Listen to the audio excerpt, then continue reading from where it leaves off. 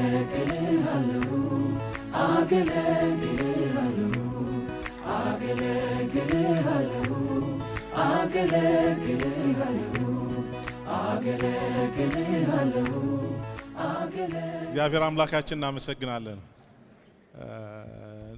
እንደሰማችሁት ገለታ ነው የምባለው የምሰራው በወርልድ ቪዥን ኢትዮጵያ ነው። በዛ የፒስ ቢልዲንግ ፌት ኤንድ ዲቨሎፕመንት ዳይሬክተር ሆኜ አገለግላለሁ። የኢትዮጵያ ወንጌላዊት ቤተክርስቲያን መካነ ኢየሱስ ቆራቢ አባል ነኝ።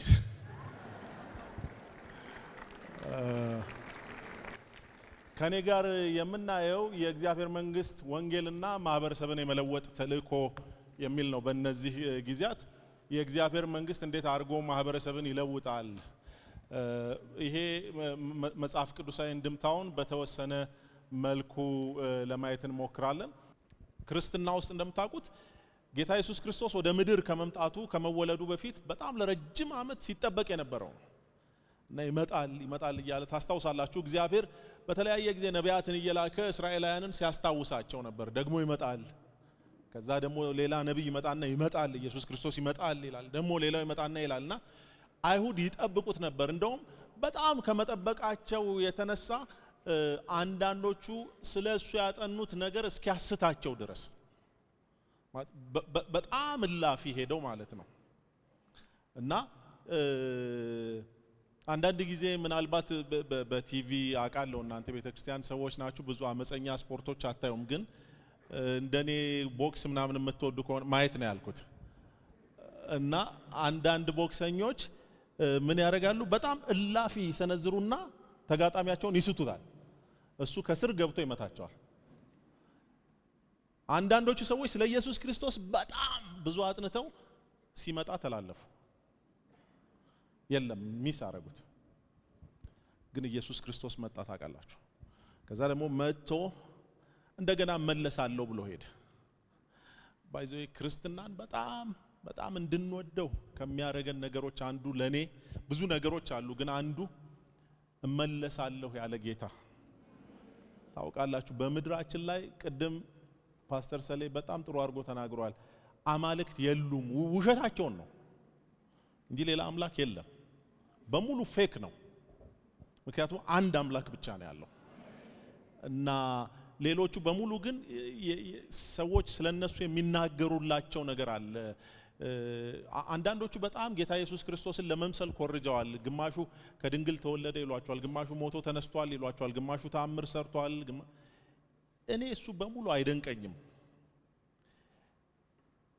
በስህተት እንኳን ግን ያላሉት አንዱም አምላክ ተመልሼ እመጣለሁ አላለም። አንዱ ቢኮዝ ተመልሶ የሚመጣ ኢየሱስ ክርስቶስ ብቻ ነው። አይመጡም። የኛ ጌታ ግን አመጣጡን እንኳን ነግሮናል። በአምባ ላይ ፈረስ ተቀምጦ በመላእክት አለቃ ታጅቦ በጭኖቹ ላይ የጌታዎች ሁሉ ጌታ የነገስታት ሁሉ ንጉስ የሚል ተጽፎ አይን ሁሉ የወጉትም ሁሉ ያዩት ኢየሱስ ይመጣል። ይሄ የቤተ ክርስቲያን ትልቁ ተስፋችን ነው።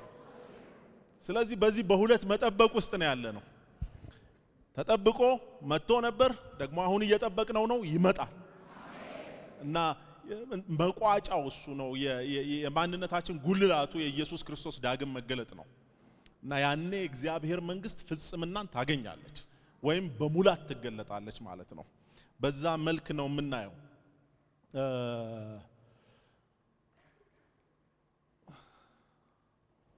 ስለዚህ ስለ እግዚአብሔር መንግስት ስንነጋገር አንዳንድ እንደ መደላድል እንዲሆኑኝ ጥቂት ነገሮችን አስቀምጬ ለመጀመር ፈልጋለሁ። የመጀመሪያው ጉዳይ እግዚአብሔር መንግስት የሱ ነው እያልን ነው። ቅድምም ጥቅስ ላይ መጽሐፍ ቅዱስ ላይ ብዙ ጥቅሶች ተነበውልናል። ከየት አመጣ የሚል ቢነሳ የሱ ነው፣ ሰርቶት ነው፣ የእግዚአብሔር ነው። ፍጥረተ ዓለሙ በሙሉ የእግዚአብሔር ነው። ለዚህ ነው መጽሐፍ ቅዱስ ሲናገር ምድርና ሞላዋ የእግዚአብሔር ናት። ሐዋርያ ጳውሎስ ለቆላሳይስ ወገኖች የጻፈላቸው ጥቅሱን እንዳለ ጽፌዋለሁ። ሁሉ ነገር በእርሱ ተፈጥሯል፣ በሰማይና በምድር ያሉ የሚታይና የማይታዩ ዙፋናት ቢሆኑ ወይም ኃይላት፣ ገዢዎች ቢሆኑ ወይም ባለስልጣናት ሁሉም ነገር በእርሱና ለእርሱ ተፈጥሯል። እርሱ ከሁሉ በፊት ነው። ሁሉም ነገር በአንድ ላይ ተያይዞ የጸናው በእርሱ ነው። ስለዚህ ስለ መንግስት ወይም ስለ ፍጥረተ ዓለሙ ስንናገር ኢየሱስ ሰርቶት ነው። የኔ ማለት የሚችል እሱ ብቻ ነው። ማንም የኔ ሊል አይችልም። የቀረው በሙሉ ጊዜያዊ ነው። ምላችሁ አንዳንዶቻችሁ አሁን እዚህ ጉባኤ ውስጥ በስማችሁ የተጻፈ ካርታና የቤት ፕላን እንዳላችሁ በመንፈስ ይረዳሉ። እና እሱ ካርታና ፕላን ጭምር ባለቤት አለው። ፍጥረተ ዓለሙ በሙሉ የማን ነው? ለምን አንተ ምድርን ፈጠርክ። ስለዚህ ማለት እግዚአብሔር ይገባዋል። ቅድም የሰማናቸው 100 ቢሊዮን ጋላክሲስ የሱ ናቸው። የምናቃቸው ማናቃቸውም ለዚህ ነው ተገልጦ ስለማያቅ ነው። አንዳንድ በየጊዜው አዳዲስ ነገሮች ይመጣሉ። በቃ እግዚአብሔርን የሚያሳዩን ነገር እግዚአብሔርን መገመት እንደማንችል ነው። መጽሐፍ ቅዱስ ሲናገር እግዚአብሔር ትልቅ ነው እኛም አናውቀውም። መጽሐፍ ቅዱስ ላይ አንዳንድ እንደ ታሪክ አይተናቸው የምናልፍ ጉዳዮች ወይም ደግሞ የምንማርባቸው ነሰርሊ ማለፍ ብቻ አይደለም የምንማርባቸው የእግዚአብሔር ማንነት ማሳያ ናቸው። ታውቃላችሁ ጌታ ኢየሱስ ክርስቶስ ለምሳሌ ምድር ላይ በነበረ ጊዜ የማይመስሉ ነገሮችን ያደርጋል። ለምሳሌ ውሃ ላይ ይሄዳል። እንዴት? መጽሐፍ ቅዱስ ስለ ኢየሱስ ክርስቶስ በዕብራውያን መጽሐፍ ላይ ሲናገር ዓለማትን በፈጠረበት በማን? በልጁ። ስለዚህ ቴክኒካሊ የሰራው ውሃ ላይ ነው ኢየሱስ ይሄድ የነበረው። ሌላ ጊዜ ላይ በማቴዎስ ወንጌል ምዕራፍ 8 ታስታውሱ እንደሆን ደቀ መዛሙርቱ ከኢየሱስ ክርስቶስ ጋር ሆነው ሊሻገሩ በነበሩበት ጊዜ በጣም አደገኛ ነፋስ የመጣበት ቦታ ትዝ ይላችኋል። እና ኢየሱስ ክርስቶስ ተኝቶ ነበር ይላል። ደቀ መዛሙርቱ ሞከሩ ሲያቅታቸው ቀሰቀሱት። መምህር ሆይ እየጠፋን ነው። ቀን በጣም ብዙ ሲያገለግል ነበር። ባለፉት ቀናት የተራራው ስብከት የተባለውን ሲያስተምር ነበር እና ዛሬ ደክሞት የተኛ ይመስለኛል። እና ሄደው ቀስቅሰውት አይገድህም ወይ ሲሉት እናንተ እምነት የጎደላችኋልና ወጥቶ ይላል ነፋሱን ገሰጸው፣ ማዕበሉም ጸጥ አለ። እንዴት? ነፋስኛ ይችላል፣ የሱ ነው። ኢየሱስ ነው የፈጠረው። ሰው ያውቃል፣ እንዴት እንደሚያናግረው ያውቃል ፍጥረት ዓለሙ። ለኛ የማንችላቸውን ነገሮች እሱ ይችላል። ስለዚህ ይሄ የባለቤትነቱ ማሳያ ነው። ሐዋርያት ለዚህ ነው በማገልገል ሲጀምሩ እንደምታውቁት የሐዋርያትን ሥራ መጽሐፍ ስናነብ የምናገኘው ነገር በጣም ተቃውሞ ነው የገጠማቸው። የመጀመሪያው ሪአክሽን ተቃውሞ ነው። ኢየሱስ ክርስቶስን ከተቃወሙት የበለጠ ነው የተቃወሟቸው እንደምታውቁት። ግን እንዲህ ብለው ተናገሩ። እነሱም በሰሙ ጊዜ በአንድ ልብ ሆነው ወደ እግዚአብሔር ድምፃቸውን ከፍ አደረጉ፣ እንዲህም አሉ፣ ጌታ ሆይ አንተ ሰማዩና ምድሩን ባህሩንም በእነርሱም የሚኖረውን ሁሉ የፈጠርክ ነህ እና ያንተ ነው። የድፍረታችን ምክንያት አንተ ነህ። እምናገለግለው ተራ አይደለም። ባለፉት ዓመታት ሲያዩት የነበረ የ33 ዓመት ወጣት አይደለም እናገለግለው። እና ማንን ነው ያ የ33 ዓመት ወጣት የመሰለው? ለነዚህ ሐዋርያት ተገልጦላቸው ሰማይንና ምድሩን የፈጠረ ማን ነው? አንተ ነህ። ስለዚህ የተገባው ነው ልላችሁ ነው። ጌታ ኢየሱስ ክርስቶስ ምድር ላይ በነበረ ጊዜ እንደዚህ ሆኖ ሲያስተምር የነበረው ስለ እግዚአብሔር መንግስት ትልቁ አጀንዳ እሱ ስለሆነ ነው። እንዳልኳችሁ ለመንጠቅ አይደለም፣ ወይም ደግሞ የሌለ ነገር ለመፍጠር አይደለም። የእግዚአብሔር ሉዓላዊነት የሚገዛበት የእግዚአብሔር ማንነት የሚገዛበት ያንን ነበር ጌታ ኢየሱስ ክርስቶስ ሲናገር የነበረውና አንዱ ሲናገር የነበረው የእግዚአብሔር መንግስት በመካከላችሁ ናት። እግዚአብሔር መንግስት በመካከላችሁ ናት። ምንድነው እሱ? ይሄ ቅድም በደንብ ስለተገለጠ አልፈዋለሁ። ግን አንዱ የእግዚአብሔር መንግስት የምንለው አንደኛው ትርጓሜ የእግዚአብሔርን ገዢነት ማሳያ ነው። በቃ መንግስት ካለ ንጉስ አለ። ይሄን አውቀን ነው የምንገባበት። ባይ ዘ ወይ ስትራክቸር የትም ይሰራል፣ የትም ነው። ለምሳሌ መስሪያ ቤት ካለ አለቃ አለ። ልክ እንደዚሁ በእግዚአብሔር ፍጥረት ዓለም ውስጥ ስለ እግዚአብሔር መንግስት የምንነጋገር ሰዎች ከሆንን አንድ ጉዳይ በደንብ አበክረን ልናውቅ ይገባናል። ምንድነው? የበላይ አለ። ይሄ በጣም በግልጽ ማወቅ አለብን። በተለይ በዚህ ዘመን የምናገለግል ሰዎች ሌላው ሰፊ ነው ይሄኛው፣ ግን ከሱ በጣም ላጥብበውና በቤተ ክርስቲያን አውድ እንኳን ስናይ ቤተ ክርስቲያንን እንደፈለግን እኛ እንዳሰብን ማድረግ የምንችል ይመስለናል። አይቻልም። ባለቤት አላት። ጌታ ኢየሱስ ክርስቶስ በማቴዎስ ወንጌል ምዕራፍ 16 ላይ ምን አለ? ቤተ ክርስቲያን የኔን ቤተ ክርስቲያን ካለች የኢየሱስ ነች። ስለዚህ መስራችና ባለ ራእይ የለም አልኩ እንዴ? አዎ እደግመዋለሁ። መስራችና ባለ ራእይ የለም። ይኸውልህ ቤተ ክርስቲያን ለመመስረት ከዚህ በፊትም ተናግሬያለሁ፣ ዛሬም እደግማለሁ፣ ፎርሙላ አለው። ያን ፎርሙላ ሲያሟላ ነው ሰው መስራችና ባለ ራእይ የሚሆነው። እንደ ቅድሙ ስለመጠበቅ ስነግራችሁ ነበር። ትጠበቃለህ፣ ከዚያ ከድንግል ትወለዳለህ፣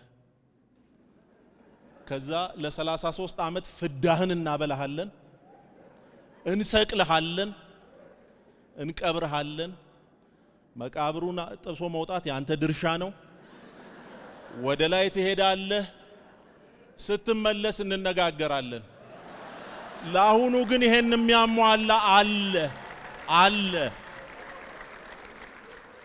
ምክንያቱም ልክ ስለ እግዚአብሔር መነጋገር የምንችለው ምንድነው? ስለ እግዚአብሔር መንግስት።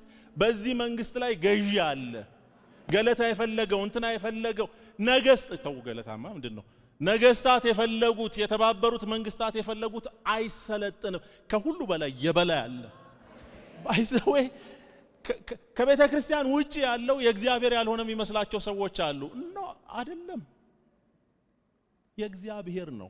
ለውጡ ምንድነው? ቤተ ክርስቲያን ውስጥ ያለን በትንሽም ይሁን በብዙ ልክ ነው ያንተነን ብለን መተን እነዛ ስላላሉ ነው እንጂ ሁሉም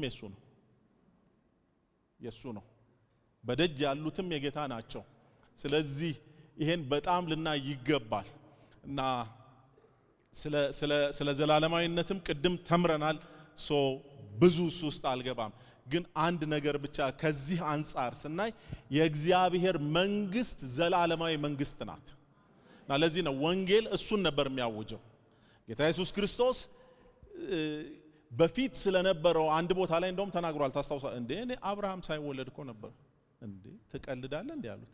አንተ 50 ዓመት ያልሞላ ደግሞ ስለ አብርሃም በምን አፍ ታወራለህ?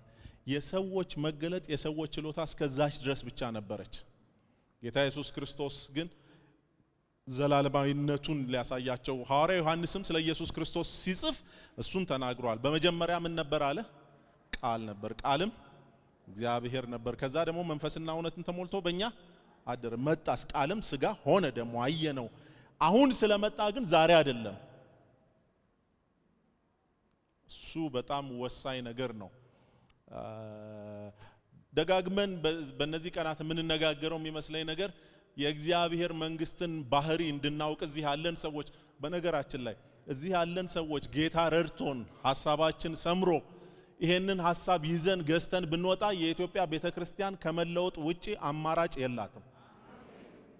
የግድ ነው። የእግዚአብሔር መንግስት በመሐከላችን ኦፕሬት እያደረገች ነው፣ እየሰራች ነው አለች። የሌለች ሲመስል ሰዎች የገዘፉ ሲመስል ይሄ ዛሬ ብቻ አይደለም፣ በታሪክ ውስጥ በተለያየ ጊዜ ተከስቷል።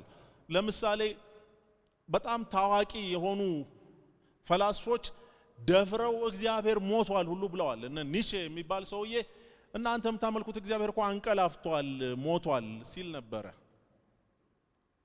እንደዚህ የሚሉ በርካቶች አሉ። ይሄ ማለት ግን ይሄ ማለት እነሱ እንዲህ ስላሉ ያ መንግስት የለም ማለት አይደለም። አንድ ጊዜ ልጄ በጣም ትንሽ ሆኖ ቤት ውስጥ ስንጫወት ምናልባት 4 ዓመት የሆነው እንደሆነ አላውቅም፣ ድብብቆሽ ነበርና ሄዶ የሚደበቅበትን ቦታ በሙሉ አገኘዋለሁ ሆን ብዬ።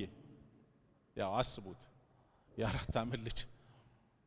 ከዛ መጨረሻ ሲሰለቸው ቁጥር ቆጠረና ከአንድ ምናምን ብላችሁ አለ አዘበር አርቆ ቆጠረና አይኑን ጨፍኖ ቆመ እንዳላየው። የራሱን መደበቂያ አበጀ።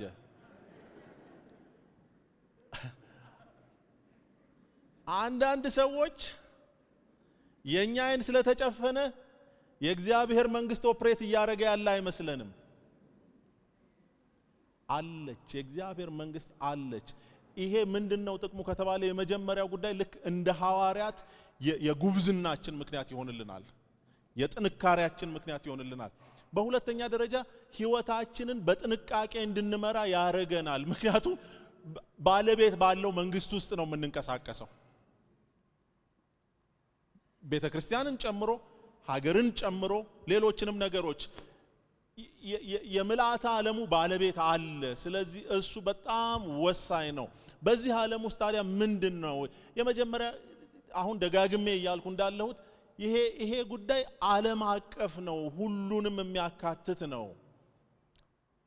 ጌታ ኢየሱስ ክርስቶስ ሲናገር ለደቀ መዛሙርቱ የእግዚአብሔር መንግስት መጣች፣ የእግዚአብሔር መንግስት እቺን ትመስላለች እንደዚህ እያላቸው ሄደና መጨረሻ ላይ የደመደመውበትን ታስታውሳላችሁ። ሂዱና ይሄንኑ ንገሩ አለ።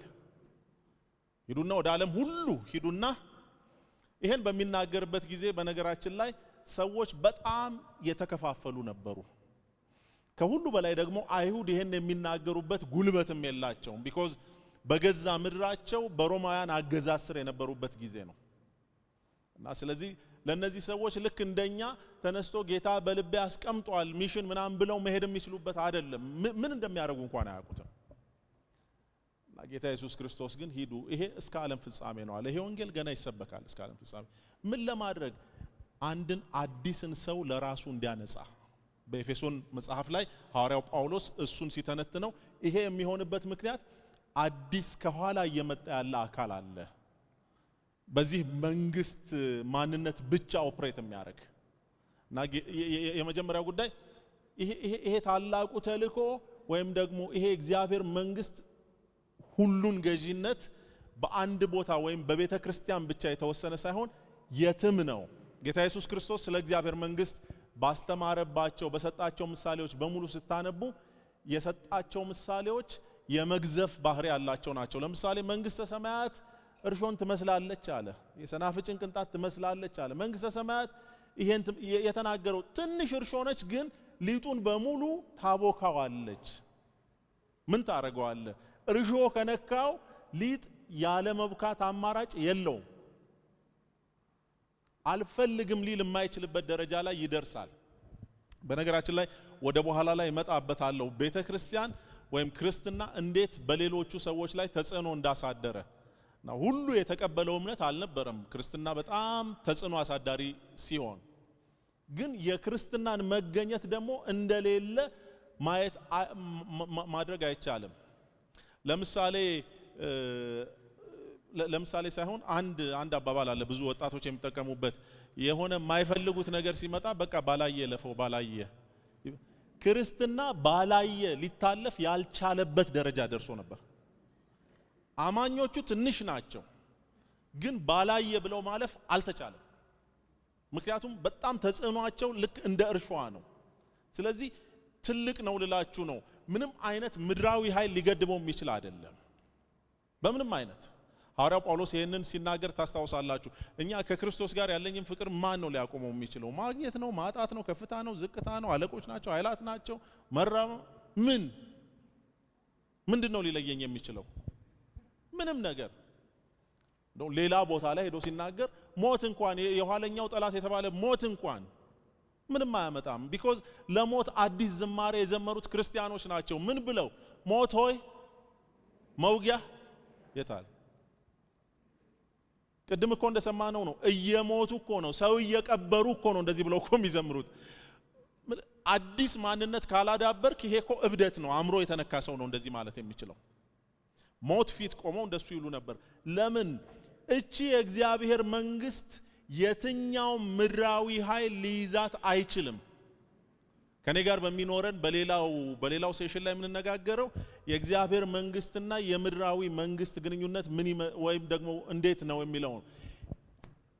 ሁሉን ገዢ ነች የእግዚአብሔር መንግስት፣ እንደ ጥላ ነች። ሊያቆማት የሚችል ኃይል የለም ፈጽሞ። እና ለተቀበሉት ደግሞ ገና እስከ የመጨረሻ ፍጽምናዋን እየጠበቅን ዛሬ ላሉት ሰዎች ምን ያደርጋል? ማህበረሰብን እንዴት ይለውጣል? ለምሳሌ የመጀመሪያ ጉዳይ ከግለሰብ ይጀምራል። የእግዚአብሔር መንግስት በህይወቱ የገባ ሰው እንደ ትናንቱ ሊሆን አይችልም፣ በጭራሽ አይችልም። የማንነት ለውጥ ይገጥመዋል። መጽሐፍ ቅዱስ ላይ እንደዚህ አይነት ሰዎች እናነባለን። ከመጽሐፍ ቅዱስ ውጪ የቤተክርስቲያን ታሪክ፣ የሀገሮችን ታሪክ ስናነብ የእግዚአብሔር መንግስት እንዴት እየሰነጠቀ እንደገባ እናያለን። ከመጽሐፍ ቅዱስ ውስጥ ጥቂት ሰዎች አነሳላችኋለሁ። አንደኛው ዘኬዎስ ነው። ዘኬዎስ በዘመኑ በነበሩ ሰዎች በሙሉ አትሊስት ባይሁድ እንደ ኃጢአተኛ የሚታይ ደግሞ በተግባር የተገለጠ ስለነበረበት ማለት ነው። እና እሱ ከክርስቶስ ኢየሱስ ጋር ፊት ለፊት የተጋጠመ ቀን ህይወቱ ተነካ። እና ጌታ ኢየሱስ ክርስቶስ ራሱ ያን ተናግሯል። ዛሬ ለዚህ ቤት መዳን ሆኖለታል አለ ኢየሱስ ክርስቶስ። ያ የዳነ ዘኬዎስ ምንድነው ያደረገው? የመጀመሪያ በጣም ገንዘብ ወዳድ ነበር፣ ከሰው ይገፍ ነበር። ከዛሬ ጀምሮ አቁሜያለሁ። ይሄ በጣም ሲሪየስ ውሳኔ እኮ ነው። አቁሜያለሁ፣ የወሰድኩባቸውንም እየፈለኩ እመልሳለሁ። ዘኬዎስ ይሄን አረገ። አዎ አይገርምም? እንዴት ይሄን ሊያረግ ቻለ? በቃ አዲስ አጀንዳ በህይወቱ ውስጥ ገባ።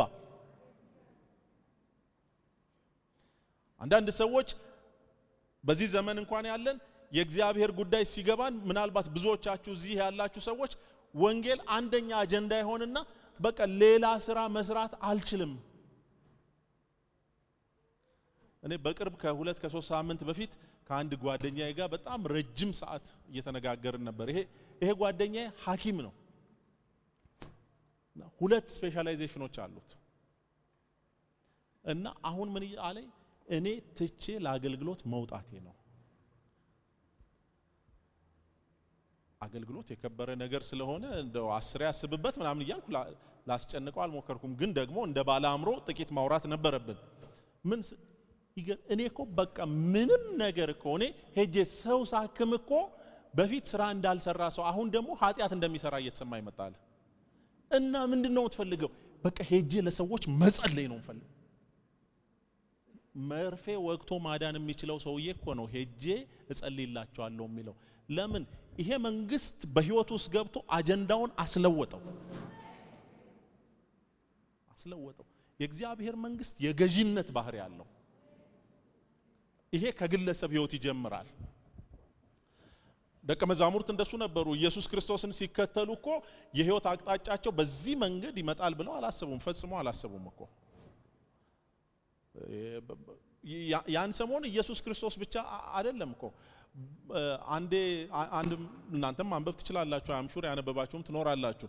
ኢየሱስ ክርስቶስ ምድር ላይ ያስተምር በነበረ ጊዜ መሲህ ነን ይሉ የነበሩ ወደ 150 ሰዎች ነበሩ ይባላል። በዛ በመካከለኛው ምስራቅ አካባቢ ብዙ ናቸው። ኢየሱስ ለኛ አሁን ተጽፎ ምን ያለልን እሱ ብቻ ስለሆነ ብቸኛ እንዳይመስላችሁ።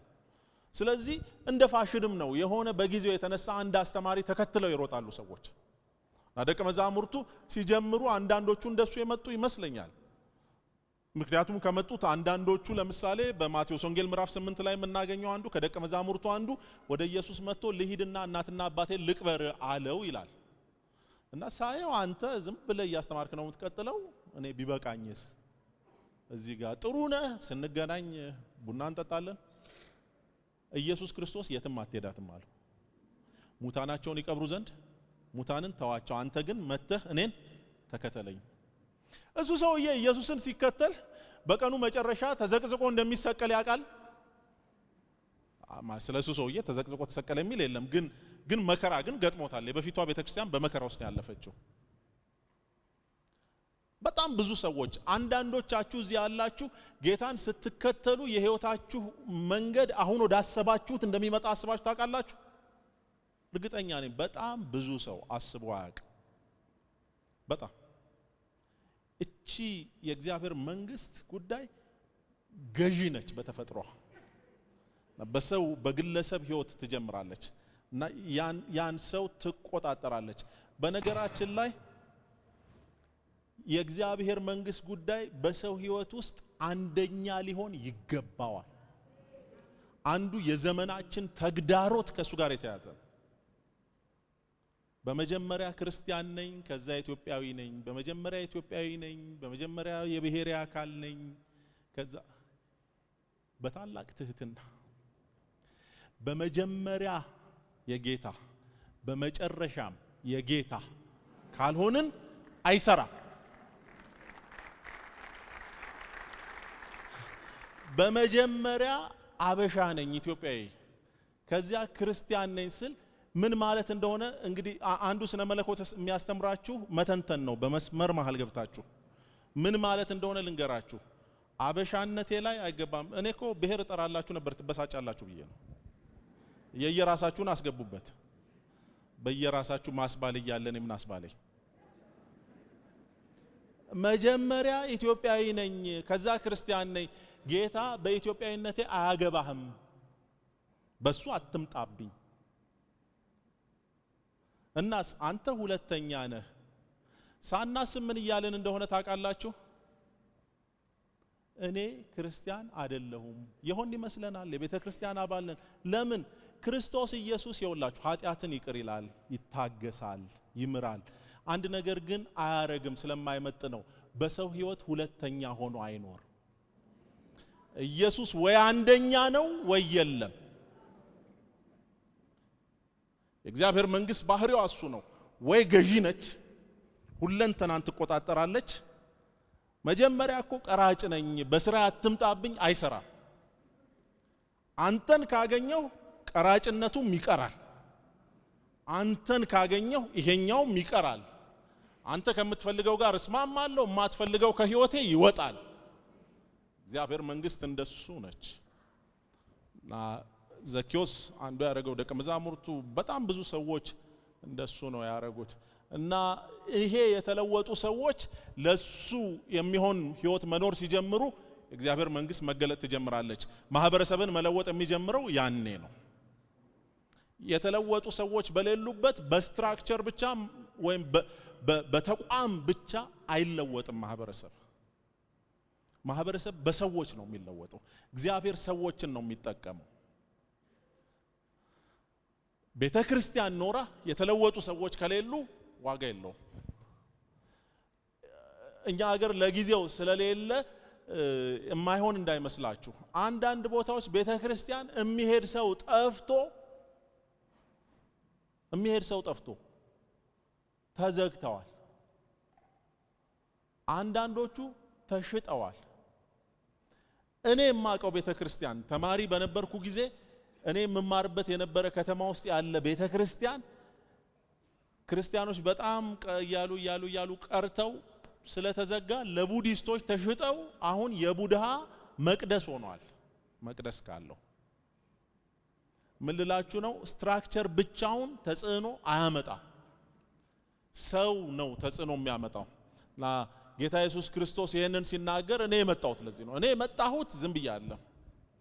ይሄን ቃል ታውቁታላችሁ። ሉቃስ ወንጌል ላይ የነብዩን የኢሳይያስን መጽሐፍ ሰጡት። መጽሐፉንም በተረተረ ጊዜ የጌታ መንፈስ በእኔ ላይ ነው፣ ለድሆች ወንጌልን ሰብክ ዘንድ ልኮኛልና ቀብቶኛልና፣ ለታሰሩትም መፈታትን፣ ለዕውሮችም ማየትን ሰብክ ዘንድ፣ የተጠቁትንም ነፃ አወጣ ዘንድ፣ የተወደደችውንም የጌታን ዓመት እሰብክ ዘንድ ልኮኛል ተብሎ የተጻፈበትን ስፍራ አገኘ። ከዛ በኋላ ይህ ቃል ዛሬ በጆሮአችሁ ተፈጸመ አላቸው። ምን የመጣሁት እኔ ካለው ለውጥ አለ። ኢየሱስ ካለ ለውጥ አለ። በኢየሱስ የሚያምን ሰው ካለም ለውጥ አለ። ኢየሱስ የገዛው ህይወት ካለ መልሶ ውሃ ሊል አይችልም። ስለዚህ አንዱ እሱ ነው። ቤተ ክርስቲያን ከዚህ የተነሳ ማህበረሰቡ ስትኖር የተለየ እሴት እንዲኖራት ያስፈልጋል። ጨውና ብርሃን መሆን አለባለም። አይቻልም። ሌሎቹ ስላረጉ እኛም የማናረጋቸው በጣም ብዙ ጉዳዮች አሉ። ምክንያቱም መንገዳችን ይለያያል።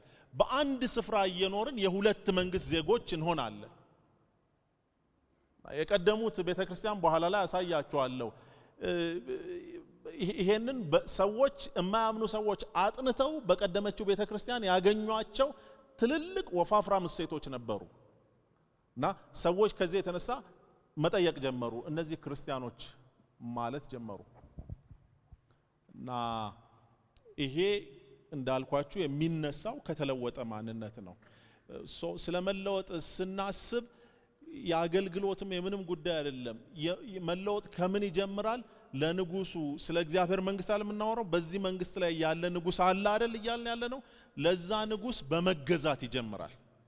መገዛት የራስን ፈቃድ ያስጥላል፣ ምንም አማራጭ አይሰጥም እና ስለዚህ በጣም ብዙ ለውጥን ማየት እንችላለን።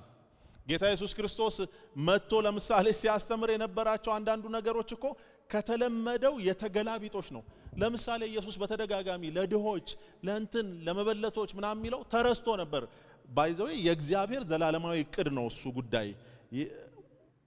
ከብሉይ ኪዳን ዘመን ጀምሮ ድሆችን እንዲያስቡ ለድሆች እንዲጠነቀቁ እግዚአብሔር ይናገራል። ግን ጊዜ እያለፈ በመጣ ቁጥር ተረስቷል። ኢየሱስ ሲመጣ የለም እሱ ታውቃላችሁ ይሄ አስተሳሰብ።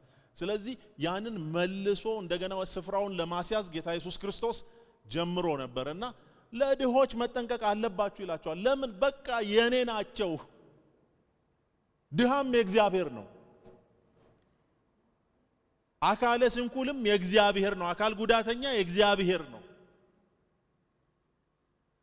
አንዱ ጌታ ኢየሱስ ክርስቶስ ወይም እግዚአብሔርም በብሉይ ኪዳንም ሲናገር ከነበረው ነገሮች አንዱ በጣም ፍትህ ይጎልባቸው የነበሩ የሰው ሀገር ሰዎች፣ እንግዶች፣ መጻተኞች የሚባሉ እነሱ የእግዚአብሔር ናቸው። ለኢትዮጵያ ቤተክርስቲያን አንዱ እግዚአብሔር የከፈተልን ትልቅ የአገልግሎት በር አንዱ እሱ ይመስለኛል። እንደ በሽታ የተዛመተ አገራችን ውስጥ ከሰፈሩ ወጥቶ ከቀየው ወጥቶ ሄደን ሰው እንደ መጻተኛ የማየት በሽታ ተጣብቶናል። ቤተክርስቲያን ከሌላው ስትራክቸር ተለይታ አይ እነዚህማ የኛ ናቸው ማለት መቻል አለባት። ቢኮዝ የእግዚአብሔር ናቸው፣ እግዚአብሔር ናቸው። እኛን የማይመስል ከሆነ አይመስለንም የምንል ከሆነ አደጋ ውስጥ ነን ወገኖች። አንዱ የኢትዮጵያ ቤተክርስቲያን እያለፈችበት ያለው ፈተና ይሄ ይመስለኛል። ለውጥን ማሳየት የምንችልበት አንዱ ጉዳይ ይሄ ነው። ምድራችን እዚሁ ሀገር ውስጥ ባሉ ተፈናቃዮች ተሞልታለች። ቅድም እንደሰማችሁት እኔ ልማት ላይ ነው የምሰራው። ራሴን ሳስተዋውቅ ብዙ ጊዜ ልማታዊ ቄስ ነኝ ነው የምለው። ልማታዊ ባለሀብት አለ፣ ልማታዊ ቄስም አለ እና በልማት ቋንቋ ኢንተርናሊ ዲስፕሌስድ ፒፕል ወይም አይዲፒ ይባላሉ። በአገር ውስጥ ሆኖ ስደት ራሱ እኮ አይጥምም እኮ። ሰው እንዴት ሀገር ውስጥ ይሰደዳል? እኛ ሀገር ግን በጣም የተለመደ ነው። ከዚህ የተነሳ ከክልላችን መውጣት እንፈራለን። በጣም ብዙ ቦታዎች በአይሮፕላን ነው የምንሄደው ስለምንፈራ።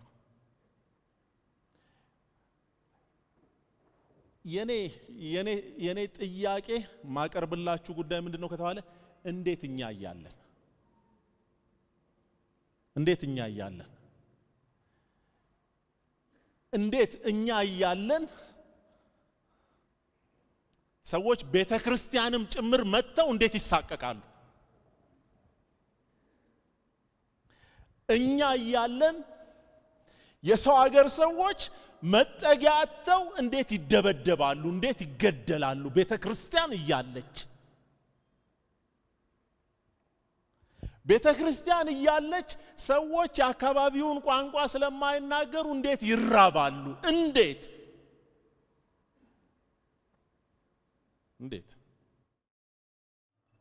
እኔ ለኢትዮጵያ ቤተክርስቲያን it's a serious challenge ይመስለኛል።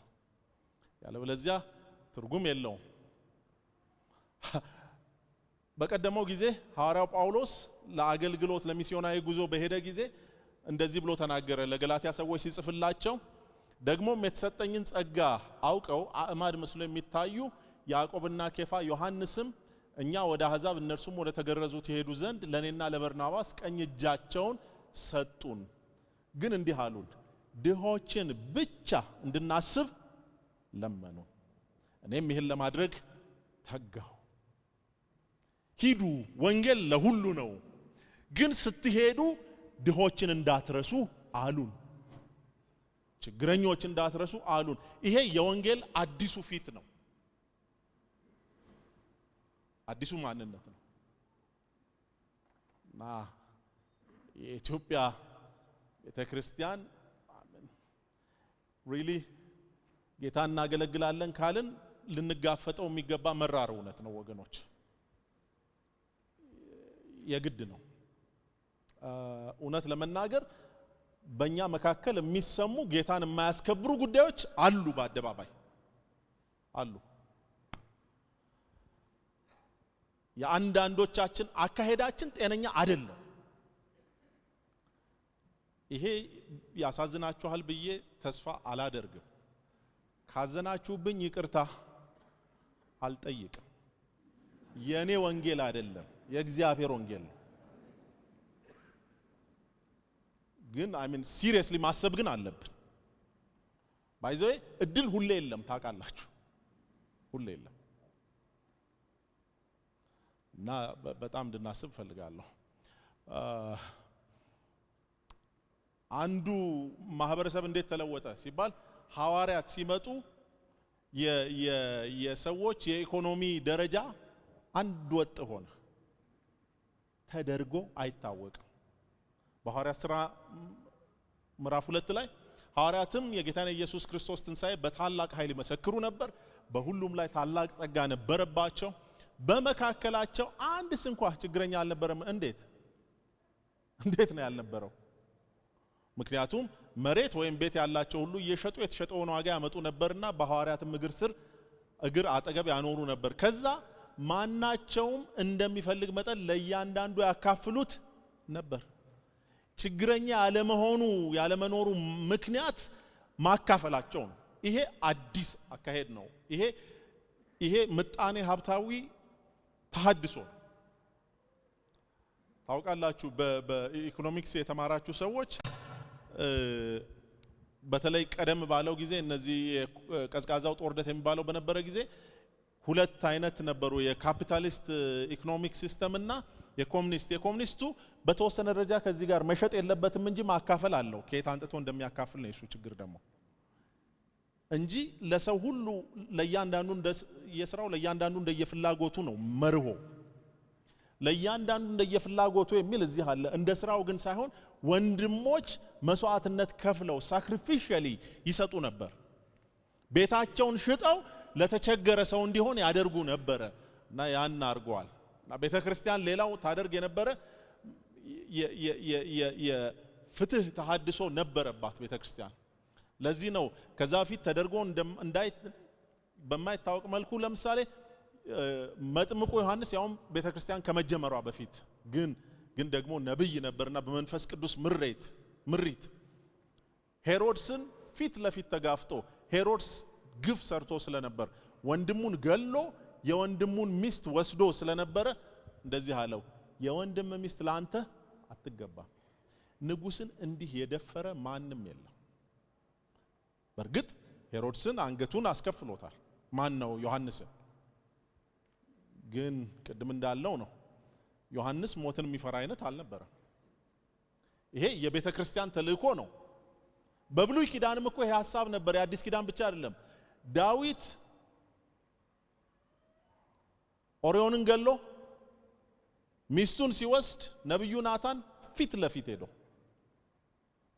ንጉስ ስለሆንክ የሚናገር የሌለ ይመስልሃል እንዴ ይሄ እኮ ያንተ አይደለም የእግዚአብሔር ነው ለጊዜው ነው የተሾምከው ባይዘው እያንዳንዱ ሰው እናውቀዋለን እኮ ስንኖር እንረሳዋለን እንጂ ጊዜያዊ ነን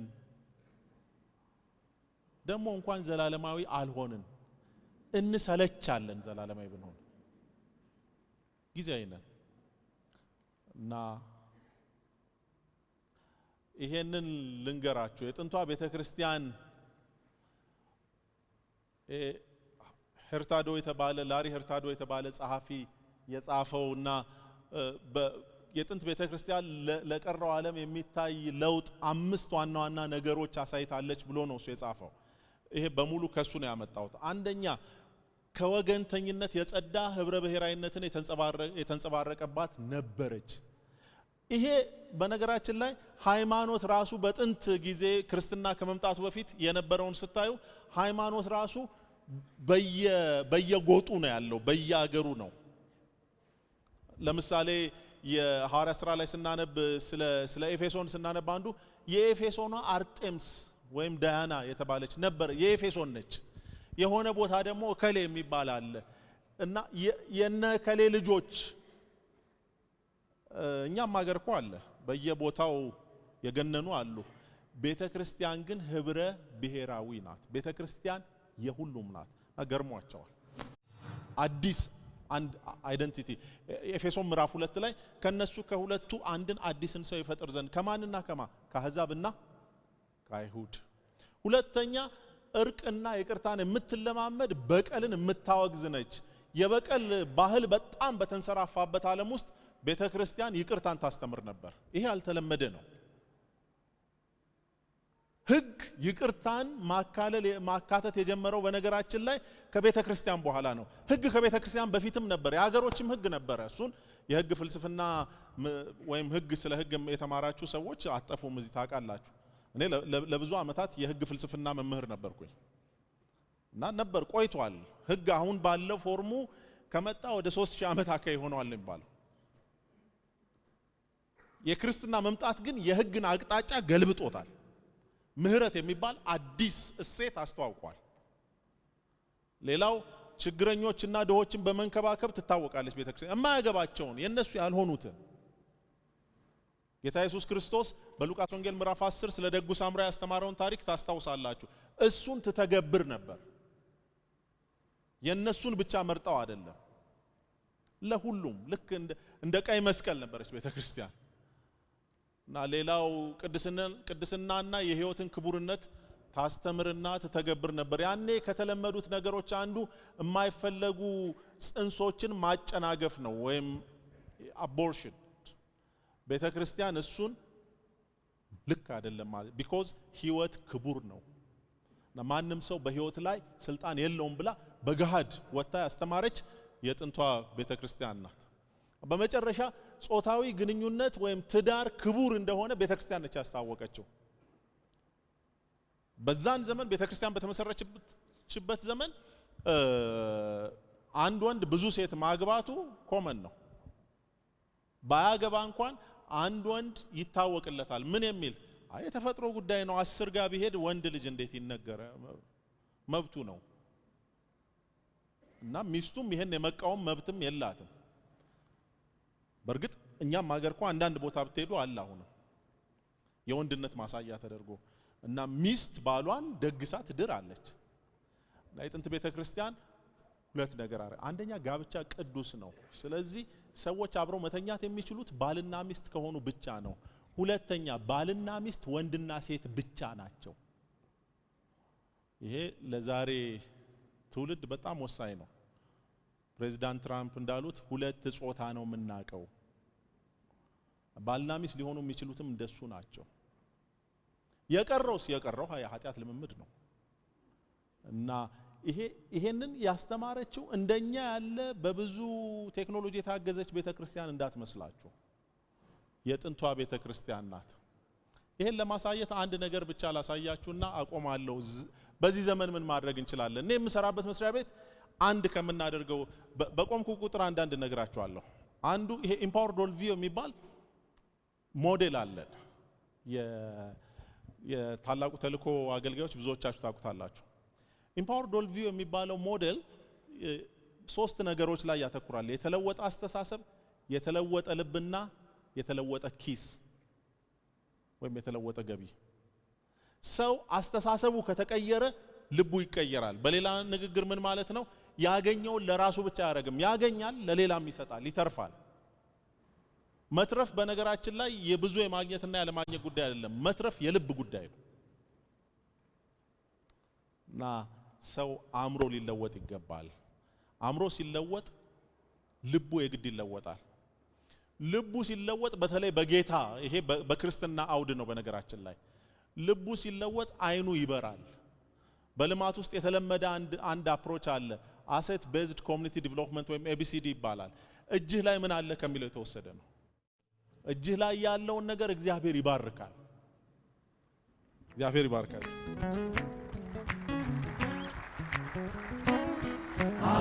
አገለግልሃለሁ አገለግልሃለሁ አገለግልሃለሁ